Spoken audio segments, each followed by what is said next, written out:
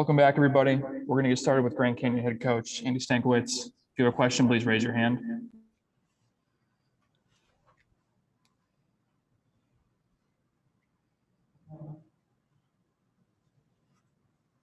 First question, Bob Romantic.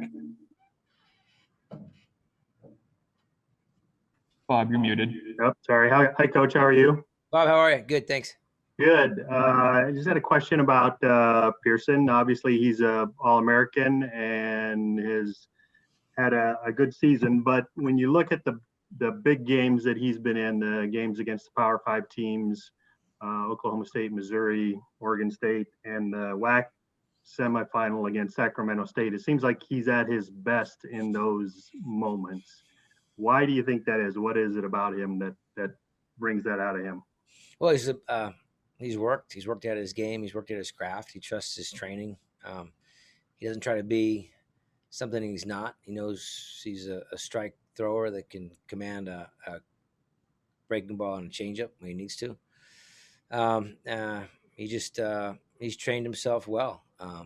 His delivery is clean. It's repeatable. I don't think it's anything too much different than any other pitcher that's successful in big moments. They just stay within themselves. They don't try to be someone they're not, and he understands how to pitch. Questions for Coach, please raise your hand. I know we have some new members in.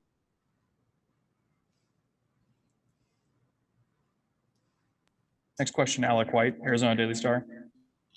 Hey, Coach, what goes into beating Arizona? I know you beat them at home early in the season, and then there was that game in Tucson. What's kind of the formula in your mind that first time around that works so well to be able to beat them? Well, I think you can't afford to give them freebies. I think that's a big. They're so offensive, as you know.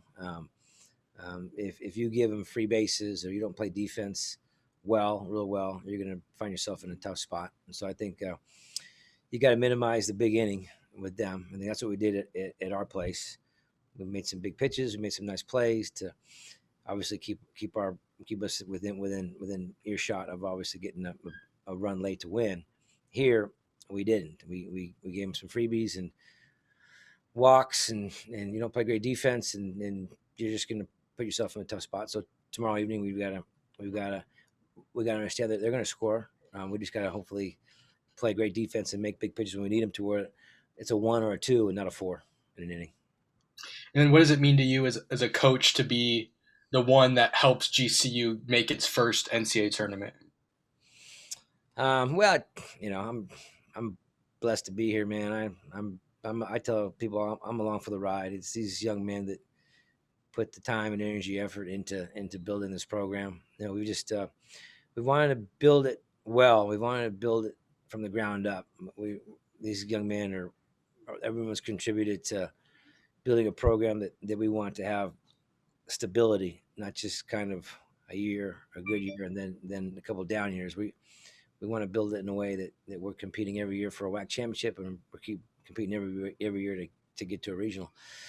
And so, here we are, and it's something that we certainly want to continue to do. We're enjoying this moment, and it's something we want to continue to do.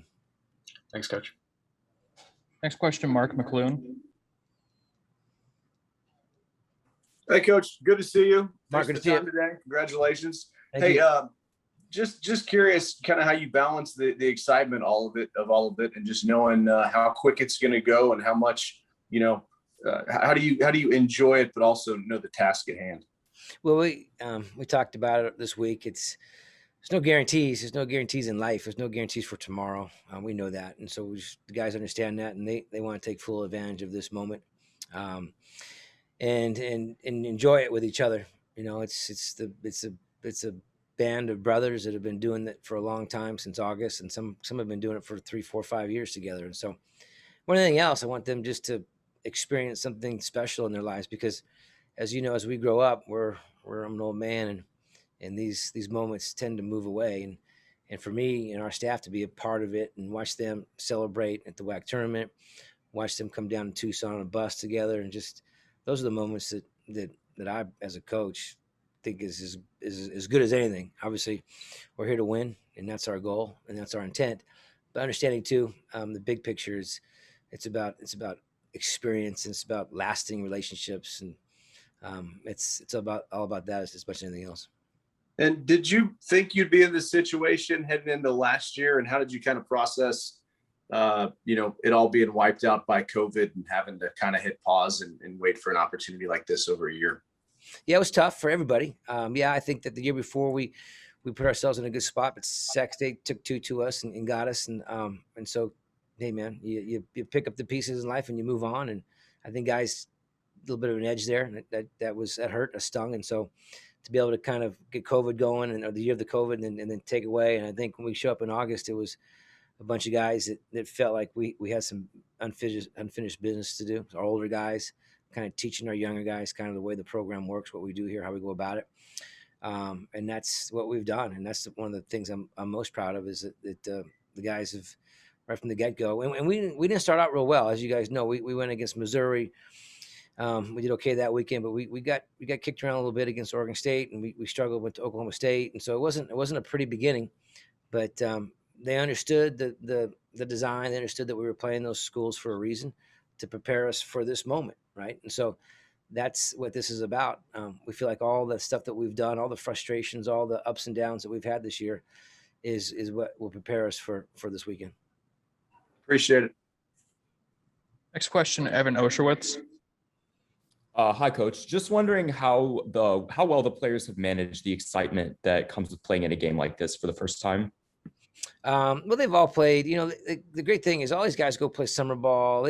They've been in big games, whether it be summer ball or high school. They come from great high school programs or great junior college programs. So this is obviously a bigger stakes than summer ball, but I don't think that's a great thing. I think that they stay pretty even keeled. They know what we want to do, and they know that emotion can sometimes be the enemy in what we do on a baseball field. And they understand that you can't play this game like a linebacker and try to just tackle the game, because you're gonna tangle yourself up. And they understand to do this well, you have to kind of be able to have a relaxed confidence, right? And sometimes take the emotion out of it. And so, like I said, we've got an older group of guys, and two guys here that you'll get a chance to talk to. I think they're as good as anybody on our team at doing that, right? Being leaders and understanding the tempo and the rhythm of baseball and how it works. And so, they'll be excited. There'll be some heart fluttering moments, but that should happen, because anything that's important to you,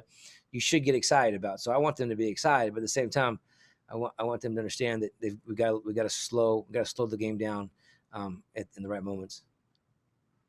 Final question for Coach. We'll go to Richard Obert. Yeah, hi, Andy. Some people are calling this maybe the toughest of the 16 regionals out there. And do you look at it that way, or do you just, these guys are so young, you've gone to so many freshmen on this team that maybe they really don't realize, how tough it is? Well, to be honest, Richard, I don't know the other regionals. I really haven't paid attention to them. I'm just concerned with three teams, us and three teams here in Tucson. So, but on paper, yeah, you look at U of A. They're hosting. They're a national seed and they should be, for the right reasons. They've done it well all year long. You win the Pac-12, you're really good. And Oklahoma State, obviously in the Big 12, and then Santa Barbara on the West Coast. If you're a coach on the West Coast, you know how good Santa Barbara is. We got that. We understand it. So so we know they're all great teams, and we feel like, hey man, we deserve to be here. And so I don't think anybody's looking at we're not really concerned about the other regionals. We got to take care of business here in Tucson. Great. Thank you, Coach. Next up, we have Frankie Scalzo. Questions, please raise your hand.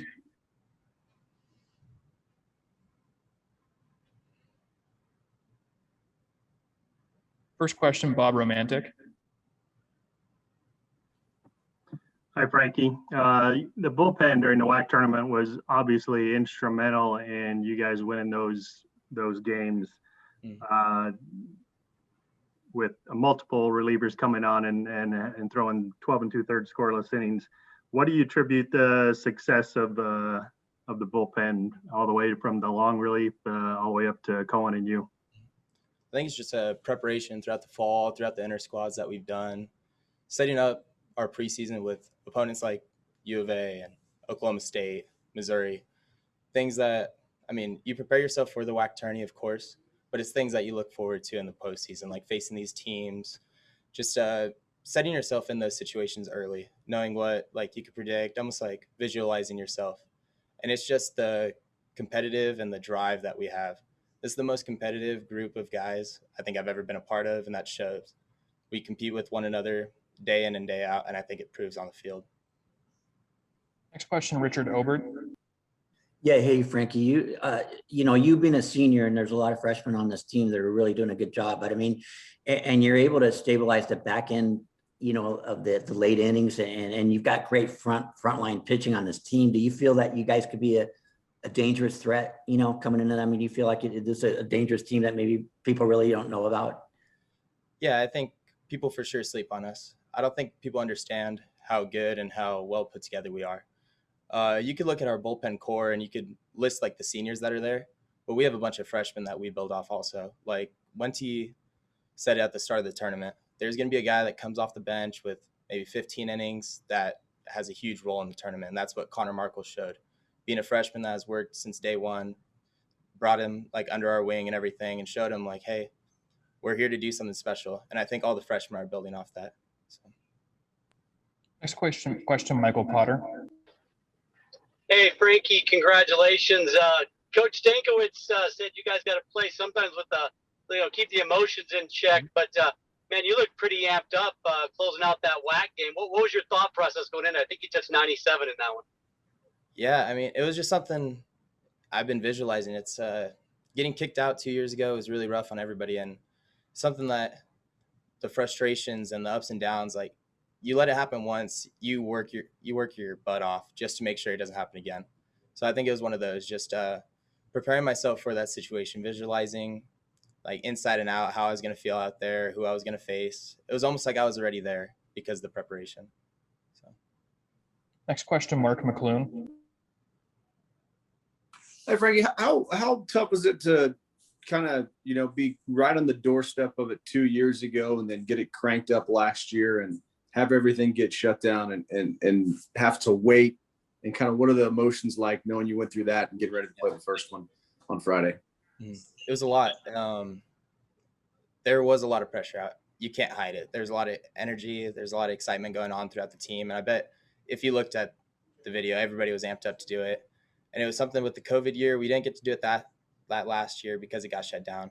But I think that just made us work even harder, make us notice how important this actually is and how much we actually wanted it. So it was just the work ethic and the grind that we all put in and the senior leadership that showed the freshmen like, hey, we need to do something special here. And to do that, we need to work hard. So. Do we have any more questions for Frankie? Yeah, final question, we'll go back to Michael Potter. Hey, Frankie, I've never had a chance to ask you. You have a unique way of getting your sign. You have your elbow up pointed straight at the plate. Anything special with that? Honestly, I was struggling sophomore year when I first got here at GCU, and it was just something. Let's change it up. I was in the windup before, didn't really work that well, so I was just like watching video, and I saw Tyler Glasnow do it. I was like, why not? I'll just try it, see if it works, and I've stuck to it ever since. So. It's awesome. Thanks. Good luck. Thank you. Thank you, Frankie. We'll wrap up today with Brock Burton. Questions, please raise your hand. First question, Richard Obert. Yeah, hey, Brock, congratulations getting this far. You guys, I thought you guys played phenomenally defensively in the WAC tournament. You had some great plays in the gap. And is that one of the key components about this team that you guys are not just good offensive, you're really clutch.